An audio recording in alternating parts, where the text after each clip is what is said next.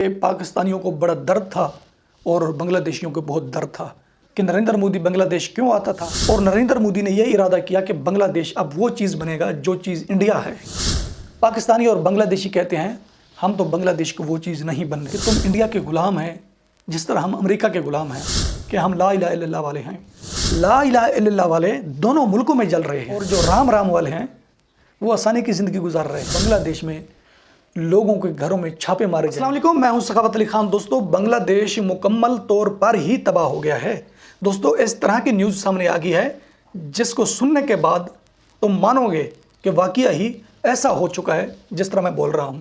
मैं सुनाता हूं आपको एक न्यूज़, पाकिस्तान की न्यूज़ है, पाकिस्तान के चैनल ARY की न्यूज़ है जो बांग्लादेश से मुतल्लिक हेडलाइन चलाई गई है ना। ये सुनोगे तुम हेडलाइन सुनने के बाद फिर बताना कि बांग्लादेश के साथ क्या हुआ। उजड़ गया वो बाग जिसके लाखों माली थे। दोस्तों, बात हकीकत है कि उजड़ गया वो बाग जिसके लाखों माली थे, जब टुरे थे वो सिकंदर, दोनों हाथ खाली थे। बांग्लादेश के साथ अब ऐसा हो चुका है। दोस्तों, बानी बांग्लादेश शेख मुजीबुर रहमान की तस्वीर हटाई जा रही है। जो पैसों के ऊपर तस्वीर होती है ना, उसको अब हटाया जा रहा है। यह कहा जा रहा है कि हसीना शेख इसकी बेटी है, शेख मुजीबुर रहमान की, तो इस तस्वीर को हटा दिया जाए पैसों से और बांग्लादेश का परचम जो है यह तब्दील कर दिया जाए। बांग्लादेश का तराना यह हर तरफ डिलीट कर दिया जाए, तराना नया बनाया जाए। मुजीबुर रहमान की तस्वीर हटाई जा रही है कि शेख हसीना उनकी बेटी है, वो गद्दार है, वो डिक्टेटर है, ये सज़ा दी जा रही है हसीना वाजिद को। और जो बांग्लादेशी परचम है, बांग्लादेशी तराना है, इसको क्यों तब्दील किया जा रहा है? तो दोस्तों, इसकी वजह है इंडिया। शेख मुजीबुर रहमान की तस्वीर हट जाएगी, करेंसी तब्दील हो जाएगी और परचम तराना भी तब्दील हो जाएगा। पहले सुने ये न्यूज़। बांग्लादेश की अबूरी हुकूमत का करेंसी नोटों से शेख मुजीब की तस्वीर हटाने का फैसला। बांग्लादेशी मीडिया के मुताबिक वजारत ख़जाना और मरकजी बैंक ने फैसले की तौसीक कर दी। 29 सितंबर को वजारत ख़जाना के ख़त में बांग्लादेशी बैंक को हिदायत की गई कि वो नए नोटों के लिए तफसीली डिज़ाइन की तजावीज़ पेश करे। शेख मुजीबुर रहमान का क्या जुर्म था? शेख मुजीबुर रहमान को इतनी सज़ा दी जा रही है, उनके मुजस्समों को तोड़ा गया, उनकी बहुत बेहुरमती की गई, उनका क्या जुर्म था? वो तो बानी बांग्लादेश था। इनके मुताबिक मुजरिम है इनकी शेख हसीना, डिक्टेटर है शेख हसीना। शेख मुजीबुर रहमान का क्या जुर्म था? दोस्तों, उनका कोई भी जुर्म नहीं था। अगर हकीकत पूछते हो तो शेख हसीना का भी कोई जुर्म नहीं है। इसकी हकीकत ये है कि Indian prime minister Narendra Modi Bangladesh में क्यों आता था। ये पाकिस्तानियों को बड़ा दर्द था और बांग्लादेशियों को बहुत दर्द था कि नरेंद्र मोदी बांग्लादेश क्यों आता था। और नरेंद्र मोदी ने यह इरादा किया कि बांग्लादेश अब वो चीज़ बनेगा जो चीज़ इंडिया है। पाकिस्तानी और बांग्लादेशी कहते हैं हम तो बांग्लादेश को वो चीज़ नहीं बनने देंगे। अगर बांग्लादेश वो चीज़ बन गया तो हुक्मरानी अवाम की होगी, बांग्लादेश पाकिस्तान से आगे होगा। हम ये काम नहीं होने देंगे। दोस्तों, ऐसा ही हुआ। साजिश करने वालों ने तख्ता उल्ट करवा कर गलत काम करवा दिया। उसने नरेंद्र मोदी के नज़रियों को क्लोज कर दिया, मतलब ताला लगा दिया कि नरेंद्र मोदी का नज़रिया बांग्लादेश में नहीं चलेगा। जब यह बताया गया ना बांग्लादेश की आवाम को कि तुम इंडिया के ग़ुलाम हैं जिस तरह हम अमेरिका के ग़ुलाम हैं, तो आप अपना मुल्क आज़ाद करें, इंडिया से दूर हो जाएं। बेवकूफ़ बांग्लादेशी पढ़े लिखे लोग, दोस्तों एजुकेटेड, ये तो कहते हैं कि हम बहुत ज़्यादा तलीम याफ्ता हैं, हम पढ़े लिखे हुए हैं, हमारा अक्ल काम करता है, लेकिन इनका अक्ल काम नहीं करता। ये पढ़े लिखे नहीं हैं, ये लोग जाहिल हैं। इन्होंने बात मान ली कि वाकई ही इंडिया से आज़ाद हो जाएंगे, हम इंडिया की ग़ुलामी कर रहे हैं। दोस्तों, बांग्लादेश में इंडियन परचम की बेहुरमती की गई, नरेंद्र मोदी के पोस्टरों की बेहुरमती की गई, क्या कुछ किया गया।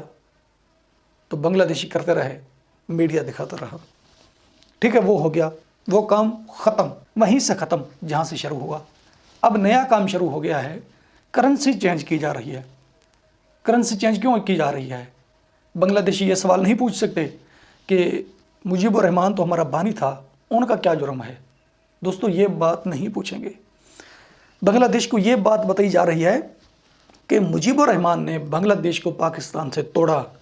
अगर हकीकत पूछते हो तो मुजीबुर रहमान ने पाकिस्तान को नहीं तोड़ा था, ना ही जुल्फ़िकार अली भुट्टो ने पाकिस्तान को तोड़ा था। पाकिस्तान को तोड़ने वाले और हैं जो इनकी समझ में नहीं आ रहे, जो कहते हैं कि हम पाकिस्तान की हिफाजत करने वाले हैं, समझ आ गई है? अगर नहीं आई तो अपने दिमाग का इलाज कराओ।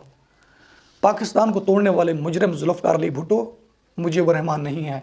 क्या हो रहा है दोस्तों? कितनी बड़ी साजिश होती है कौम के खिलाफ और मुल्क के खिलाफ, और जिनको साथ मिलाकर ये साजिश करते हैं, जिनको ये इस्तेमाल करते हैं, उनकी समझ में ये मसला क्यों नहीं आता? वो क्यों हाँ में हाँ मिलाते हैं कि ठीक है ये जो कर रहे हैं दुरुस्त कर रहे हैं? दोस्तों, एक तो उनको पैसा दे दिया जाता है, एक उनको अकेला करके ऐसी गुफ्तगू सुना दी जाती है कि उनका दिमाग मुकम्मल तौर पर ख़राब कर दिया जाता है। वो कहते हैं कि ठीक हो रहा है। अब बांग्लादेश से ये आवाज़ें उठ रही हैं कि मुल्क में जो हो रहा है गलत हो रहा है। महंगाई के ख़िलाफ़ लोग सड़कों पर हैं, छोटे बड़े बच्चे, बूढ़ी माएँ। किसने आपको कहा था कि अपने मुल्क का मुस्तकबिल अपने हाथों से तबाह करो, फिर तुम महंगाई के ख़िलाफ़ सड़कों पर आ जाओगे? अब कह रहे हैं कि मोहम्मद यूनिस हमें अच्छा नहीं लग रहा, बहुत बुरा लगता है। पहले आपको इतना अच्छा लगता था, अब आपको बुरा लगता है। पाकिस्तानियों ने भी इस तरह कहा था। पाकिस्तानियों ने कहा था कि फातिमा जिन्ना गद्दार है, इंडियन एजेंट है, अमेरिकी एजेंट है। ठीक है, वो इंडियन एजेंट थी और अमेरिकी एजेंट थी।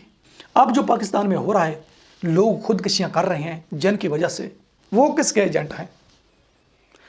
दोस्तों, बांग्लादेशी और पाकिस्तानी कौम के साथ वो होने जा रहा है, बल्कि जहन्नम जो है ना दोस्तों, जिसको दोज़ख बोलते हैं, वो बांग्लादेशी और पाकिस्तान में लगी हुई है। उसमें बांग्लादेशी और पाकिस्तानी जल रहे हैं और सज़ा काट रहे हैं। इनकी आंखों के सामने है और उनको याद भी आता है, माजी याद आता है कि वो हमारी गलतियां थी, उसकी वजह से ये हमें सज़ा मिल रही है। हम इतनी मुश्किल में हैं, अपनी गलतियों की वजह से हैं। तो फिर जो नेक्स्ट गलती करते हैं, तो माजी की गलती आगे क्यों नहीं रखते? बात तो ये कर देते हैं कि इंडिया वाले बेवकूफ़ हैं, हमारे अंदर जज्बा बहुत है, हमारे पास ये कुछ है वो कुछ है, ला इलाहा इल्लल्लाह मोहम्मद रसूलुल्लाह सल्लल्लाहु अलैहि वसल्लम। फिर कलमा पढ़ते हैं कि हम ला इलाहा इल्लल्लाह वाले हैं।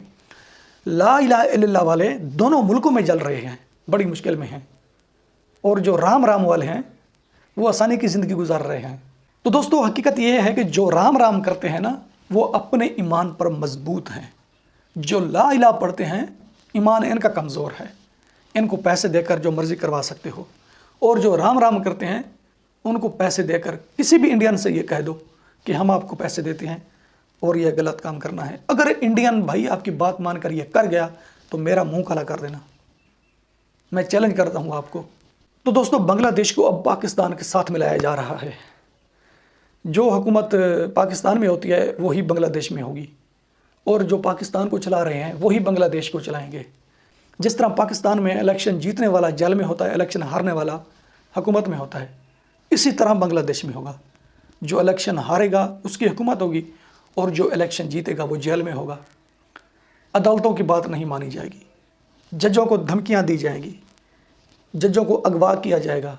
बांग्लादेश में लोगों के घरों में छापे मारे जाएंगे।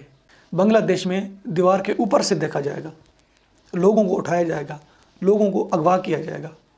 जो कुछ पाकिस्तान में हो रहा है, बांग्लादेश में वही कुछ होगा। बांग्लादेशियों, दूर हो जाओ पाकिस्तान से प्लीज़। अगर बचना चाहते हो ना, इस मुल्क से दूर हो जाओ, वरना तबाह और बर्बाद हो जाओगे। हो तो गए हो, लेकिन बचने का मौका है, बहुत ही कम है, थोड़ा पीछे हट जाओ। हसीना वाजिद को तुमने निकाल दिया, इंडिया के साथ रिलेशन ख़त्म ना करो, यानी इंडिया के साथ तुम्हारे ताल्लुकात रह जाएं। इंडिया वाले दूसरों को मुश्किल में देखकर परेशान होते हैं, खुशहाल देखकर खुश होते हैं। हमारे पड़ोसी ऐसे हैं, अल्लाह ने हमें अच्छे पड़ोसी दिए हैं, नियत वाले, जिसकी नियत साफ़ है। और जो हुक्मरान दिए हैं वो डिक्टेटर हैं। ठीक है, बांग्लादेशियों, तुम्हारे मुकद्दर सो गए हैं, जगाओ अपने मुकद्दरों को। तुम्हारे बानी के साथ बड़ा एक्शन लिया जा रहा है, करेंसी तब्दील की जा रही है। क्या पागल हो? क्या कर रहे हो तुम? क्यों नहीं किसी की बात आपको समझ में आती? बचाओ अपने मुल्क को, बचाओ अपनी अदालतों को, बचाओ अपनी कौम को। बचाओगे तो कामयाब होगे, वरना हमारी तरह हर वक्त हर लम्हा आपका मुश्किल का गुजरेगा, दिन रात मुश्किल में गुजरेगा। कुछ होश के नाखुन लो, तुम्हारे साथ बड़ा एक्शन लिया जा रहा है। अब तक के लिए इतना ही, मिलते हैं नेक्स्ट वीडियो में।